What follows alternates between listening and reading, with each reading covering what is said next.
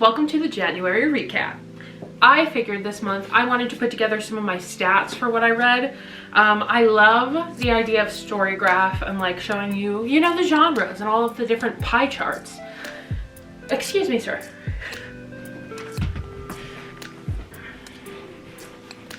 Iggy has decided he wants to hear about how January reading went for me too. So, here he is. Look, you're a star. He doesn't care, he just wants his bone. Okay. Okay, baby. I will give you your bone. Take your bone. As I was saying, I am so interested in all the little like stats and graphs and everything that Storygraph has to offer, but you only get those at the end of the year. So I want to go through and do reading recaps for the whole year, especially because I have such a lofty goal. I figured it would be fun to split it up month by month, see what we got done. So here we go. I have a nifty little note here that I broke everything down on. Let's start overall. I read 10 books this month. 10 books, that's really good for me. I think my highest previously was like 7 or 8. This is fully thanks to the Warrior Cat books. I know I've mentioned them so very much. And I've kept it very vague because I do not think you will watch any of these videos and say, I really want to go read a middle school YA cat book. And that is perfectly fine. I'm reading these for the nostalgia factor of it all, and I am enjoying them very much. There are also so many that have been released since I last kept up with the series, so I have plenty of content to get through. Anyways, that is why I'm still just soaring through them. The Kindle makes it so easy. Since they're old enough, Libby, like there's barely a line. There's only maybe like one other person who's trying to read them, and even then I'm like, why are you trying to read the Warrior Cats books? I know why I am, but like, why are you? So we did 10 books overall, 7 of which were Warrior Cats books. 6 of those were for the Omen of the Star series, which is the 4th arc in the overall Warrior Cats world. There are 8 arcs total as far as I know, and then a bunch of super editions. And then one of them was a super edition that I reread. I reread Firestar's Journey, which I had read previously in like middle school.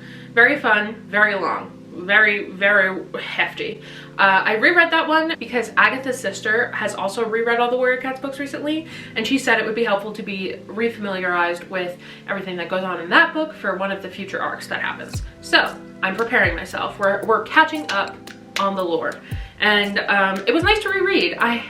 Honestly, rereading it made me kind of emotional because even now, I've been reading the Warrior Cats books since like September, and it is January, and there's so many cats that have died, so many characters that I loved, and reading them and being like, wow, we're way back towards the beginning here, because this is meant to take place in between like arcs 1 and 2. So a while back in the Warrior Cats universe. But yeah, so it was like fun to revisit old characters in the old forest. Then the other 6 were Arc 4, as I said. We did have 2 5-star Warrior Cats reads in here consistently thus far from the beginning of my Warrior Cats reread to now. All of them have gotten 4 stars just because they're all really like, they're good, they're dramatic, they're exactly what they're meant to be, but none of them have been quite perfect yet.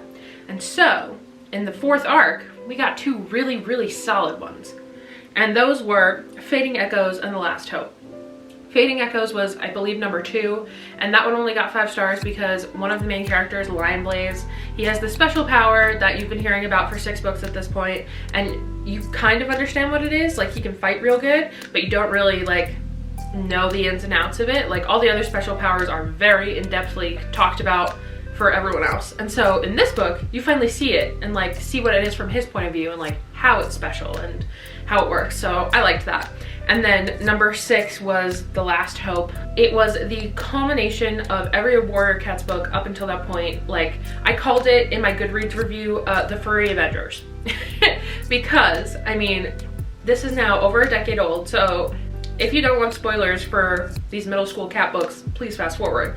But it brings back a bunch of dead cats that you either loved or you hated from the Warrior Cats universe in the past arcs, and then they all have one big massive battle against like good versus evil, and the main characters, they start to die, like the ones that you grew up with. And so like Firestar, who is like the OG, the one you follow in the very first series, and he's just sort of like the catalyst for everything in the Warriors universe, he dies officially, which is sad. But then so does Tiger Star, who is like the big bad, like the evil enemy that lurks in the shadows. So we got our two mains, good versus evil, dead, gone. And yeah, I did tear up a little bit. It was emotional, but it was so good, and I'm so glad I read it. Also, it came out, we figured it out, I looked it up, it came out exactly 1 month before the first Avengers movie came out, so Wordcast did it first. Aaron Hunter beat Marvel to it. And now we can move on from my cat books. Out of my 10 books, 7 of which were Wordcats, they were Kindle reads, and then 3 were physical books, and all 3 were 5-star reads, which is very epic. I had 5 5-star reads, which is half of the reads I read this month. So the reads I read, lol. So that's like really incredible. Had a very good month for reading. So let's just like go in order, shall we? The Ballad of Songbirds and Snakes by Suzanne Collins is obviously the Hunger Games prequel. The book came out, I don't know, 2-3 years ago, and then the movie came out this fall. And so I heard so much hype about the movie and the book from both like my high school friends and then also my online friend Valentina. Shout out Valentina. She really gets me to read good books. And she was going on about Sejanus, and like I was like, who the hell is Sejanus? And by God, am I glad I know. What a king, what an icon. This book is stunning, and the way it was written, I was like, wow. I miss being in the Hunger Games universe because Suzanne Collins has such an incredible narrative voice. And obviously the prequel follows President Snow, Coriolanus, Corio, if you will, and his family, and he is like a mentor for the 10th annual Hunger Games, and the Hunger Games are kind of like not a big thing. Everyone sort of doesn't like them, and then he starts, you know, scheming and helping his professors come up with ideas to make it very successful and like make people really into it. And it just like gives a lot more lore behind how the Hunger Games evolved into like the huge media circus that it is by the time we get to Katniss, as well as like how Corio becomes such a psychopath, like literally from page 1. You could see his brain, it works differently. He overthinks every single interaction and what he can gain from those interactions, even with his like friends. He does not let anyone close to him, and the only time he does, he freaks out about it and then tries to kill them. So that's cool and fun. It was just so well written. I tore through it in a plane ride, and it was beautiful. And I really want to, number one, watch the Hunger Games movies again, because I realized I never watched Mockingjay Part 2 back when it came out. And then I really want to reread them because I read them all in 8th grade. Like, we read the Hunger Games as the movie was coming out in class. And I was Katniss. But that was only because I bullied my English teacher into letting us read it. So anyways, I want to reread these books. They are on Kindle Unlimited, so I have them downloaded. And whenever I need a break from the Warrior Cats books, I will probably hop into the Hunger Games books, because 2024 is the year of embracing things you loved when you were 12. And that's that on that. 5 stars. Next, we have The Secret History by Donna Tartt. This is a reread. I've had this since like 2018. She's beaten and battered. Wow. This book is batshit crazy. It is the blueprint for all the dark academia stuff you see today. It really is insane. It was written in the 90s, so it's about college kids in the 90s. You specifically follow the POV of Richard Papin, who is a transfer student to this place called Hampton College up in Vermont. And he infiltrates this tiny little group of classic students who are kind of like a cult. And they're all super dependent on each other, and they all have really weird relationships. And they're also, they all come from money. Most of them are very rich, but they all definitely come from a rich background. Which Richard doesn't. So you see everything from his point of view, and he's narrating it from the future. So I really like the style of this in that he tells everything as straightforwardly as he can and like goes chronologically, but then occasionally he'll throw in a random like anecdote or just like little bits and pieces of stuff that he does later in his life. And he's like, oh yeah, and then when I was doing this, I thought about this moment in time back in my college experience. And I found him a pretty interesting narrator. I liked it. The characters in this are so like Like, I want to put you under a microscope and just see what the fuck is wrong with you. Everyone is fucked up in their own unique, spectacular way, and they all have so many issues with each other, with themselves, with the world, and just seeing them navigate their relationships. And then, of course, the dark academia, the darkness is there are 2 murders in the book, one of which you find out about on literally the first page, and then there's another one along the way.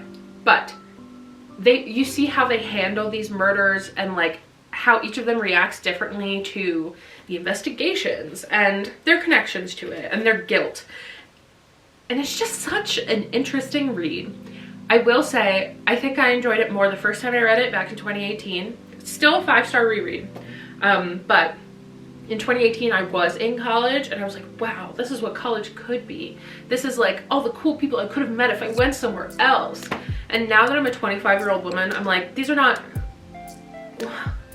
normal fucking college kids. Normal kids anywhere. No, they just aren't. And so that's okay. They are really fucked up in very many ways and abnormal. So I think in hindsight, looking back on it, I was like, wow, this is such an interesting college experience. No, no, I'm good. But the language is stunning. Donna Tartt has such a gorgeous, like, her voice through this, with Richard being the narrator, it's like so descriptive and beautiful, but also so clearly like an adolescent man, and it clearly colors the way he sees things.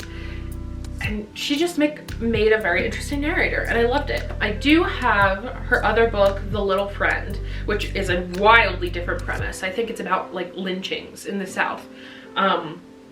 So I do want to read that at some point just to see how that is. I tried The Goldfinch, it was just way too thick and I never really got into it, so I might try to watch the movie for that. But glad I reread this finally. It has been on my list for a hot sec, and I've been like, oh god, I want to reread it, but I don't have time because I have so many other books. And now that I have like my fun little reading challenge going on, I'm like, I have to read a lot of books anyway, and I really want them to be from my own library. Might as well reread. It's fine. But yes, once again, 5-star read. If you haven't read this yet, the OG Dark Academia book.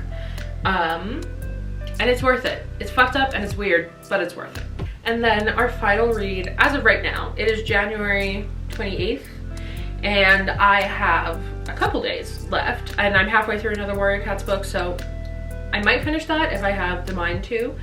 However, the arc I'm in right now is really not capturing me because it's like a prequel arc. Anyways, you don't care. But as of right now, the final read I have for this month is The 7-Year Slip by Ashley Poston. And this was so wonderful. This is another one I read on the plane. I finished it, read it all the way through on Friday when I was getting ready to come back to Colorado. And wow. People had raved about this one, and I put it off a little bit because I was like, I'm always nervous about hyped up books now because like I fell for the Colleen Hoover hype at one point, and now I'm like, I don't trust you. They did not steer me wrong here. The 7-Year Slip is about Clementine, and she loses her aunt tragically. You find out how later, and her aunt leaves her Upper East Side apartment. Clementine is a publicist for a small publishing company. They mentioned my publishing company in here at one point. I was like, gagged. But she's doing this. She's like working really hard to be like boss girl. And then one day she walks into her apartment, and her apartment is 7 years in the past. And she's like, oh shit, was that crazy story my aunt told me when I was a kid actually true? Yes, it was. And in that 7 year in the past apartment, she meets Ewan, who is a cook from the South, and he's there trying to get a job in New York City, become a chef. They get to know each other. Of course, they fall in love. And then Clementine is sort of piecing together how their relationship grows or doesn't. And she meets Ewan in the present. And Ewan very clearly is like not all about Clementine right at that moment. And so she's like, what happened? And so you sort of follow her visits to the past, and then you work out how her and Ewan's relationship evolved. And along the way, there's a lot of discussion on like grief and choosing what's right for you, even if it is different from what you always thought it would be. She has to make some difficult career choices and like deciding what she actually wants to do with her life, even if it's entirely different from what she's been working for her entire adult life.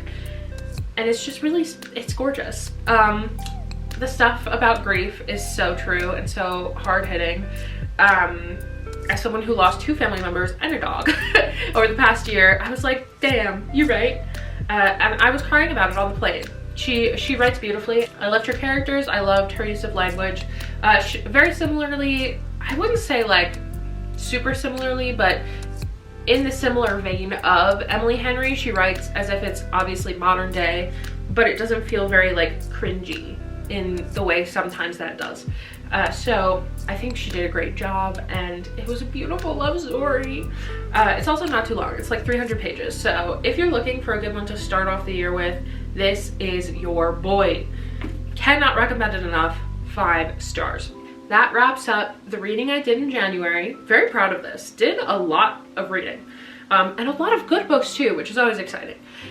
My goals for February are, if you watched my February reset video, I'll link that down below if you haven't seen it yet, but 2 of them are to read 3 physical books and to go to my library. So 3 physical books, but don't necessarily have to be ones I own right now, because I have been feeling the itch to go buy books, and I've stopped myself many times. I saw a lot of sales on books over the past few weeks, and I've put a stop to it.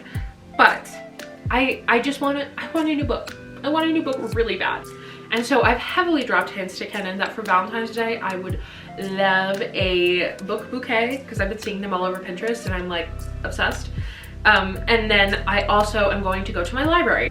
We moved to this house in November, and since then I just have not had the time to go exploring too much around, you know, just different parts of the city.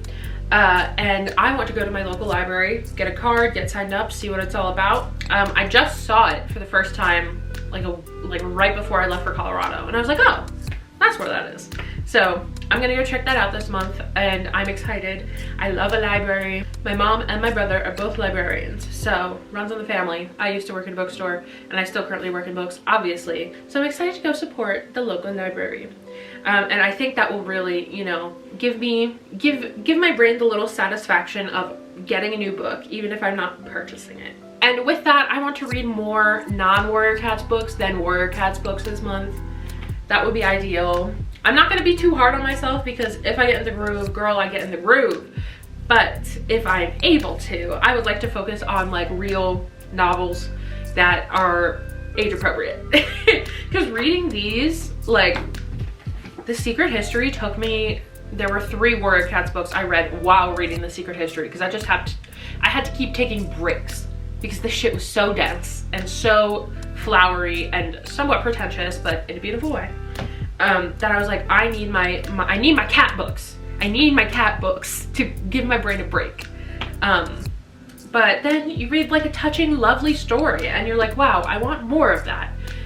So yeah, I'm really gonna try to put an emphasis on the non-Warrior Cats books this month. And then when it comes to TBR, I shared my winter TBR, that will also be linked down below, but specifically, I don't think I mentioned it in there, but I have Ruthless Vows, which is the 2nd book in the Divine Rival series, loaded on my Kindle.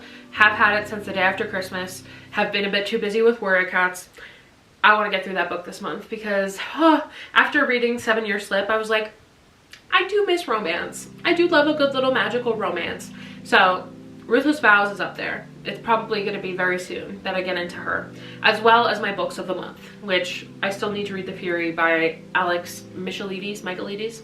Still not sure how to say it, but those 2 are like sort of top of the list right now. I think that pretty much wraps up all I gotta say about my reading for the past month, what I'm looking forward to in February.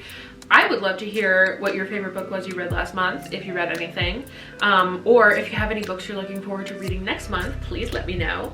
I just love talking about books. They make me so excited and happy. Yeah, so that's our first wrap up of the year. I hope you are having a wonderful whatever time of day you're in. I hope February treats you really, really well and brings you lots of good books. And the same for me, knock on wood. I love you. I will be talking to you very, very soon. Okay, bye.